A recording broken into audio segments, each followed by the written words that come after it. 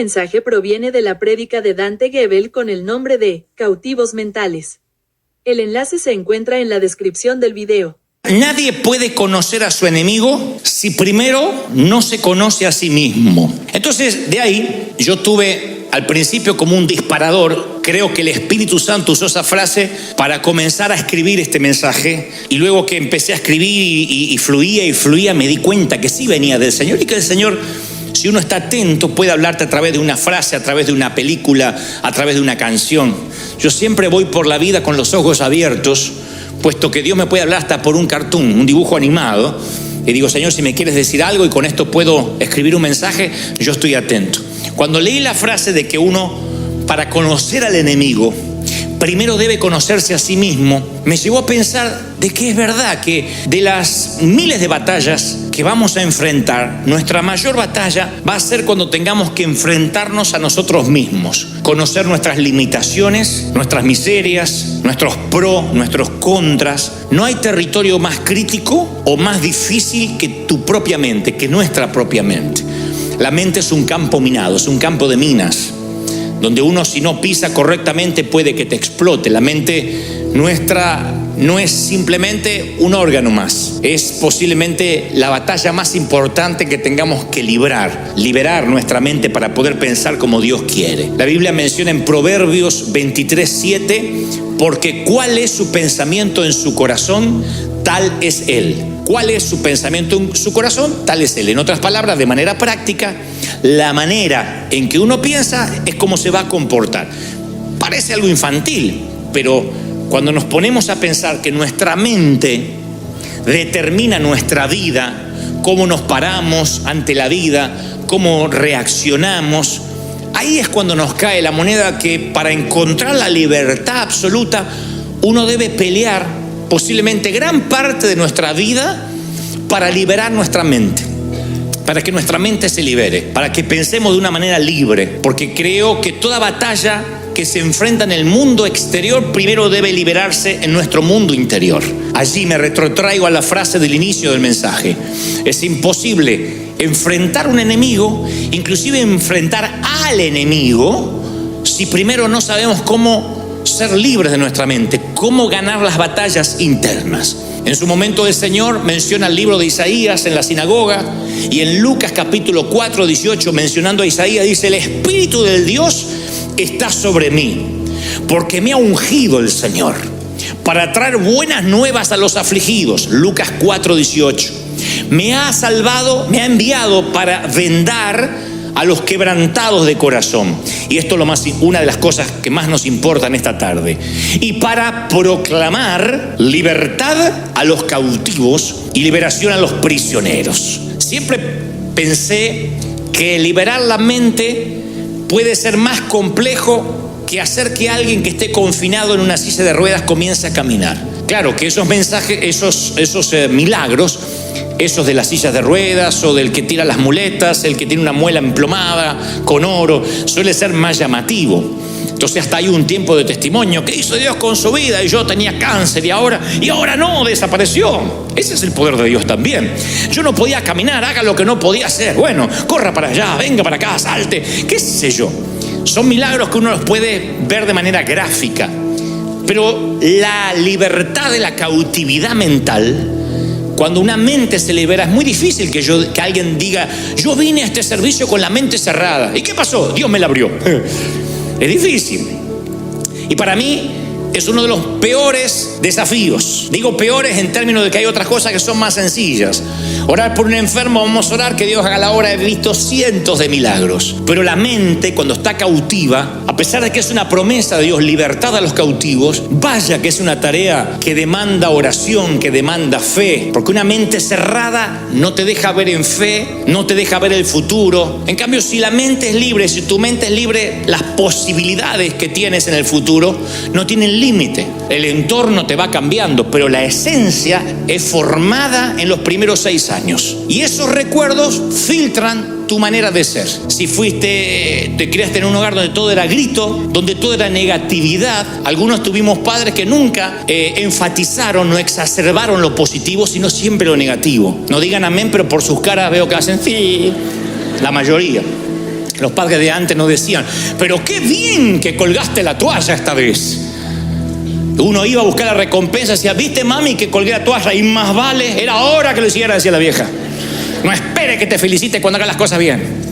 Pero cuando hacías las cosas mal, ¡pac!, te daban. Entonces uno siempre estaba esperando la negatividad. No hagas esto, no tires la toalla, no dejes el calzón como un florero.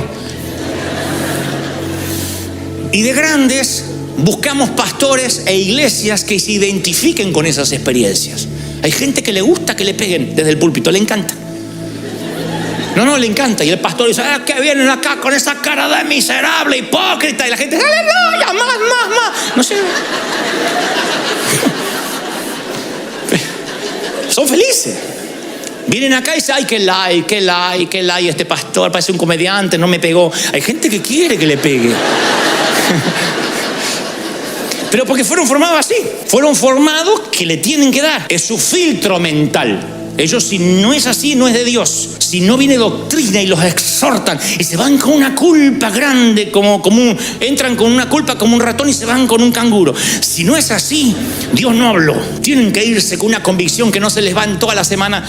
Pero bueno, hay gente que ya está preparada mentalmente así. Necesita a través de la culpa edificar su temperamento. Otros son libres y dicen, no, yo tengo convicción de pecado, pero inmediatamente me cubro con la sangre de Cristo, soy libre, me voy feliz, puedo venir con culpa, me la saco en los primeros 5 minutos a los pies de la cruz.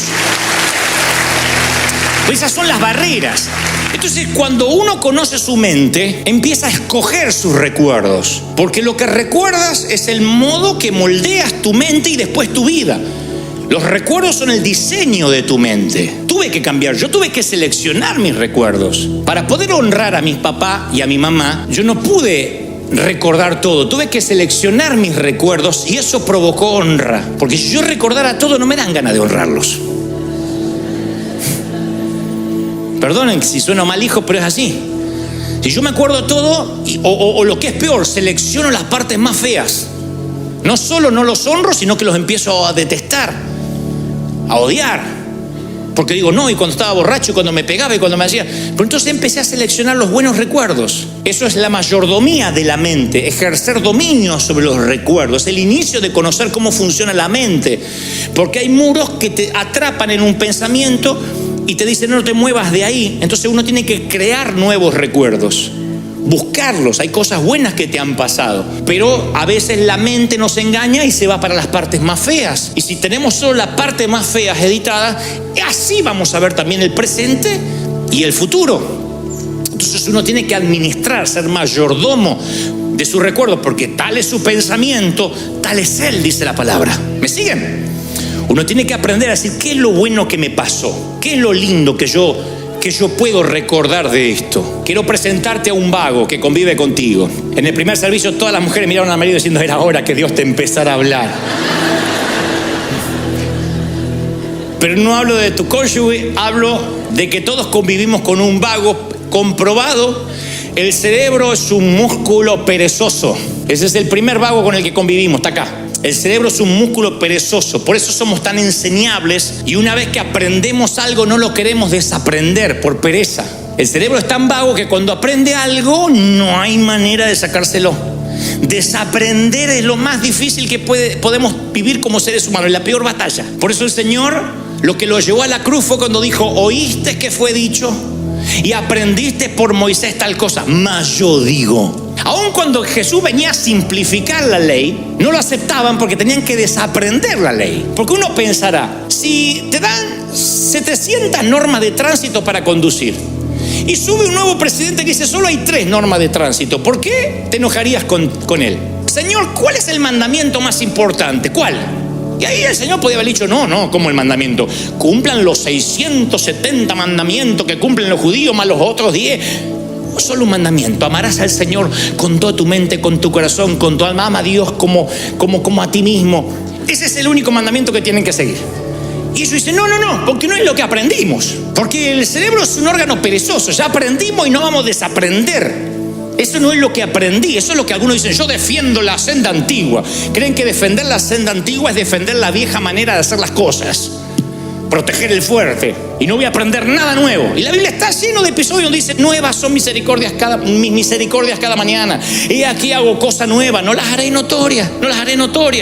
Aquí cosas que ojo no vio, ni oído yo, ni han subido a tu corazón. Dios es un Dios que ama lo nuevo. Él no dejó de crear en el sexto día. Dijo: ya está, se me acabó la creatividad. Todo lo que sabía ya lo hice en el universo, lo puse ahí. No, Él sigue siendo creativo.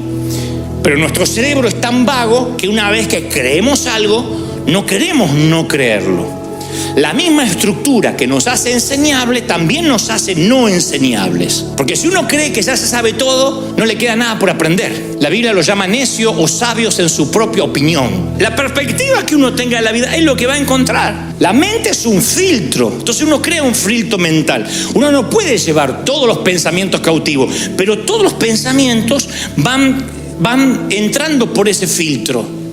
Y ese filtro de alguna forma es como que los recibe a los pensamientos, algunos los eyecta y otros los distorsiona para que piensen conforme a tu filtro. Yo lo he vivido. He ido a lugares donde a mí le caigo gordo, a la gente no le gusto, se me sientan ahí a criticarme. Puede respaldarme el Espíritu Santo de una forma asombrosa. Se levanta un muerto y entra por su filtro lo que ve, lo distorsiona y dice: por Belcebú lo hizo. Acomoda lo que vio a su filtro. Eso no va a cambiar. Ya están cautivos de la mente. Entonces van a encontrar lo que vinieron a buscar. Si tú te vienes a la iglesia con mente crítica, acá hay mucho para criticar. Mucho. No te va a gustar mi forma de predicar, no te va a gustar la música, no te va a gustar cómo se viste aquel, que otro, la lucecita. Hay miles de cosas que no te van a gustar.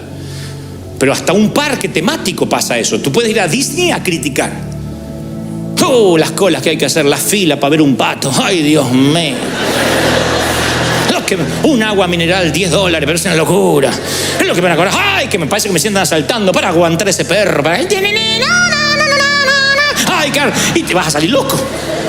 Porque ya te levantaste la mañana que te ibas a enfermar a Disney. O te levantas diciendo: yo voy a celebrar, voy a festejar, voy a disfrutar el día. Es cambiar el paradigma de la mente. Por eso uno debe preguntarse: a ver, ¿cómo vinieron estos pensamientos? ¿Cómo entraron en mi cabeza? Esto es para que uno piense que todo lo que pensamos viene de una tradición, de algo que nos dijeron, de algo que nos dijeron así se hacía. Entonces la construcción de la realidad es moldeada del modo subconsciente, a veces de otras personas que nos dijeron y que tienen más control de nosotros que lo que nos damos cuenta. A veces un pastor, un maestro, un padre, con mejor o peor intención, nos controla nuestra manera de ser. Y decimos: esto se hace así porque así lo hacía mi mamá. Y porque así me enseñó el pastor. Y no lo razonamos. Y el Señor quiere que pensemos. El que piense que no hay que pensar, miren qué locura, el que piense que no hay que pensar, demuéstrame en las Escrituras donde el Señor dice que pasemos por las aguas del bautismo, dejemos los pecados y el cerebro flotando. Hay gente que cree eso, que hay alguien con una bolsa tirando los cerebros dentro de una bolsa, ya no lo va a necesitar, a partir de ahora es creyente. Entonces la gente que tiene miedo de pensar se le atrofia, porque la mentalidad filtra la información que no está de acuerdo con la perspectiva de tu realidad, y si no la filtra, la distorsiona o la expulsa, porque ya hay como cánones preestablecidos. Esa es la cautividad de la mente, los cánones, desaprender cosas. A mí me cuesta mucho predicarle. El público más difícil que yo he tenido son pastores y líderes. Después, el que sigue en difícil son los religiosos, los que tienen 30, 40 años en la iglesia, aleluya, que hablan así. Y después el público más fácil son los inconversos, gente que no cree nada, esos son sencillos. Yo voy a canales de televisión a veces y me dicen: ¿cómo es esto el evangelio? ¿Hay que dejar algo? No, le digo, vas a aceptar a Cristo en tu corazón. Solo eso, tan sencillo. Y entonces el mensaje de salvación en 2 minutos. Esto mismo, versión religiosa. No comparto. No hizo llamado al altar. No leyó San Juan 3:16. O sea, ya se empieza, hay un paradigma. Ni siquiera un Dios puede cambiar en derrota la victoria de quien se ha vencido a sí mismo.